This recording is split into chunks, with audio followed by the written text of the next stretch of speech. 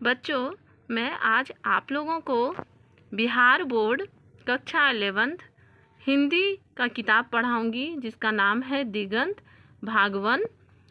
तो बच्चों, इस हिंदी बुक में सबसे पहले विद्यापति की पदावली है।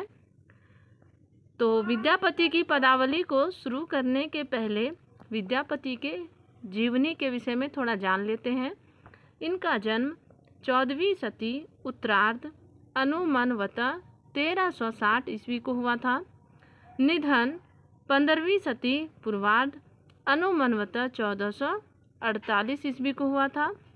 बच्चों, इनका जन्म जो है विस्पी नामक ग्राम जो बिहार के मिथिला क्षेत्र में मधुबनी जिले के अंतर्गत है, वहाँ बच्चों इनका विद्यापति जी का जन्म हुआ था।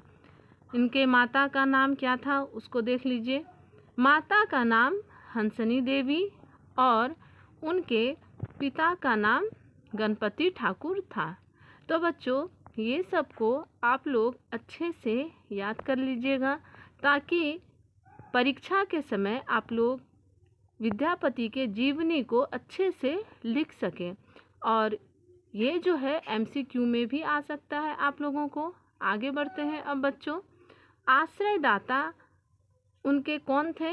मिथिल नरेश, कीर्ति सिंह, शिव सिंह और उनकी रानी लक्ष्मा देवी।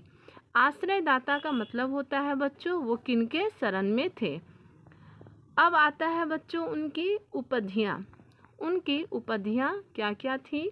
अभिनव, जयदेव, कवि शेखर, मैथिल, कोकिल आदि। मतलब बच्चों और भी बहुत सारी उपाधियाँ थी इनकी, किंतु यहाँ पर जो इनका श्रेष्ठ उपाधियाँ है वो ही आपके किताब में दिया हुआ है। अब आता है बच्चों रचनाएं। इनके द्वारा कौन कौन सी रचनाएं थी? तो कीर्तिलता, भू परिक्रमा, पुरुष परीक्षा, कीर्ति पताका, पदावली आदि। मतलब बच्चों इनके द्वारा बहुत सारी रचनाएं थी, किंतु जो सर्वश्रेष्ठ रचनाएं थी वो ये 5 है।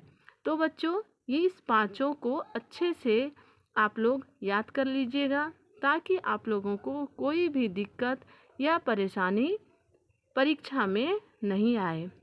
अब आता है बच्चों शिक्षा गुरु। इनके शिक्षा गुरु कौन थे? मतलब ये किन के शरण में रहकर इन्होंने शिक्षा ग्रहण किया था? तो पंडित हरि मिश्र जो थे वो मिथिला के सुप्रसिद्ध विद्वान थे।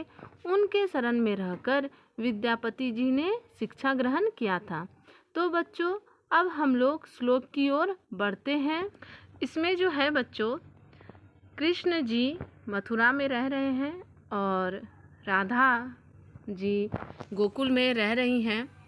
तो वो कृष्ण जी से मिलने के लिए बहुत ही बेचैन हो रही हैं, बहुत ही तत्पर हो रही हैं। उनकी बेचैनी बढ़ रही है क्योंकि कृष्ण जी जो हैं वो आ नहीं रहे हैं गोकुल, वो मथुरा में है, बहुत काम है उनको, तो इस वजह से वो नहीं आ पा रहे हैं। तो राधा जो है कृष्ण जी से मिलने के लिए व्याकुल है।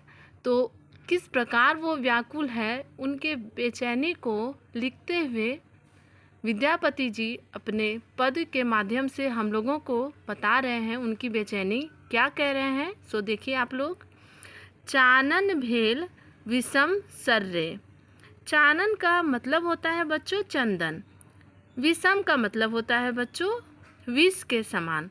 राधा जी बोल रही हैं कि हे गिरधर आप नहीं आ रहे हैं गोकुल, इसलिए चानन चंदन जो है वो विष की तरह मुझे लगने लगा है। क्योंकि पहले जब चंदन लगाती थी राधा जी तो उन्हें बहुत ही अच्छा लगता था, सुकून मिलता था, लेकिन अब वो जो चंदन है वो उन्हें अच्छा नहीं लगता है, विष के समान लगता है। भूषण भेल भारी। भूषण का मतलब होता है बच्चों आभूषण। आभूषण जो है बहुत ही भारी लगने लगी है। किनको? राधा जी को। राधा जी बोल रही हैं कि जो अब ये आभूषण जो है मुझे अच्छी नहीं लगती, अब ये भार के समान लगती है। सपनहु नहीं अरि आयल रे। बोल रही हैं वो राधा जी बोल रही हैं कि आप तो अब सपने में भी नहीं आते हैं। मतलब आप तो कहीं दूर दूर तक मेरे सपने में भी नहीं आते हैं। गोकुल गिरधारी, हे गोकुल के गिरधारी, आप मेरे सपने में अब आना भी बंद हो गए हैं, तो गोकुल का बात ही क्या। अब आगे है बच्चों, एक सरी ठाड़ी कदम तरे रे। मतलब अब राधा जी बोल रही हैं कि मैं एक जगह में खड़ी हूँ, इसी जगह वृक्ष के नीचे, और मैं इंतज़ार कर रही हूँ। किनका इंतज़ार कर रही हूँ? आपका, गिरधर का, कि हे गिरधर, मैं आपका इंतज़ार कर रही हूँ इसी वृक्ष के नीचे, और मैं एक रंग ही खड़ी हूँ। पत हेरती मुरारी, और मैं आपका राह देख रही हूँ। हरि बिनु देह दागद भले रे। कहने का मतलब है बच्चों कि हरि के बिना ये जो शरीर है, शरीर भी जल रहा है। मतलब मन में राधा को बहुत ही पीड़ा हो रही है, बहुत ही वो बेचैन हो रही है कृष्ण जी से मिलने के लिए, और कृष्ण जी जो हैं वो नहीं आ रहे हैं गोकुल।